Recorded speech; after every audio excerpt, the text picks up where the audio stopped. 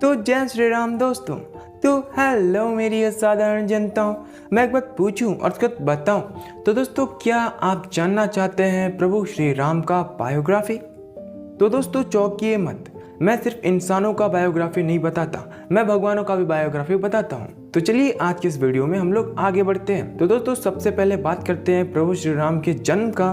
तो प्रभु श्री राम का जन्म अयोध्या में हुआ था और उनके माता का नाम था कौशल्या और उनके पिता थे राजा दशरथ, जो कि उस समय वो उस कुल में ज्येष्ठ पुत्र थे, यानी कि सबसे बड़े बेटे थे।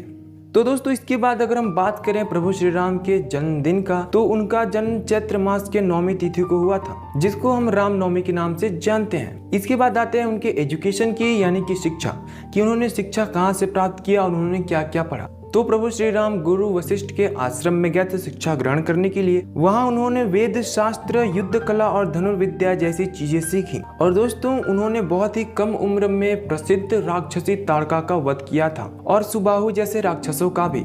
और इन राक्षसों का वध करके उन्होंने ऋषियों और उनके यज्ञों की रक्षा की थी। अब इसके बाद आते हैं प्रभु श्री राम के विवाह पर। तो दोस्तों प्रभु श्री राम का विवाह माता सीता के साथ हुआ था। राजा जनक द्वारा आयोजित स्वयंवर में भगवान शिव के पिनाक नामक धनुष को उठाकर उस पर प्रत्यंचा चढ़ाकर उन्होंने माता सीता से शादी की थी। और इसके साथ साथ उनके 3 भाइयों का भी विवाह हो गया था। और विवाह के बाद जब प्रभु श्री राम राजमहल आए, तो वे अपने पिता के वचन के मान को रखने के लिए 14 साल के लिए वनवास गए। इस बीच सीता हरण हुआ और रावण सीता माता को हर कर ले गया। इसके बाद प्रभु श्री राम की मित्रता सुग्रीव के साथ हुई, जिसकी पत्नी और राजमहल को बाली ने दबोचा था।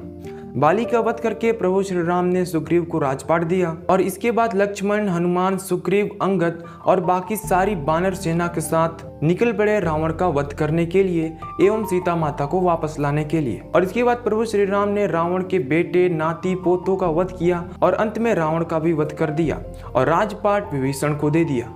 इसके बाद प्रभु श्री राम वापस गए पुष्पक विमान से। वहां निषाद राज से मिले, गंगा माता की पूजा की एवं भरत को दिया हुआ वचन पूरा किया। इसके बाद प्रभु श्री राम का राज्याभिषेक हुआ और अयोध्या में राम राज्य शुरू हो गया। उस राम राज्य में सुख, न्याय और शांति थी। और इसके बाद समय ने नया मोड़ लिया और माता सीता पर कई सवाल उठे, जिसके कारण माता सीता को वनवास जाना पड़ा। वहाँ लौ कुश का जन्म हुआ और जब लौ कुश को पता चला कि प्रभु श्री राम उनके पिता हैं, तो वो प्रभु श्री राम के महल में चले गए और उन्होंने सभी की आंखों को नम कर दिया, सभी की आंखों में आंसू ले आए। इसके बाद माता सीता धरती में समा गई और अंततः यहीं पर रामायण लगभग खत्म हो जाता है। तो दोस्तों अगर आपको वीडियो अच्छा लगा हो तो प्लीज लाइक कीजिए। और दोस्तों हमको प्रभु श्री राम से कुछ चीजें सीखनी चाहिए। पहला है पितृभक्ति। दोस्तों अपने पिता का वचन का मान रखने के लिए वे 14 साल के लिए वनवास चले गए।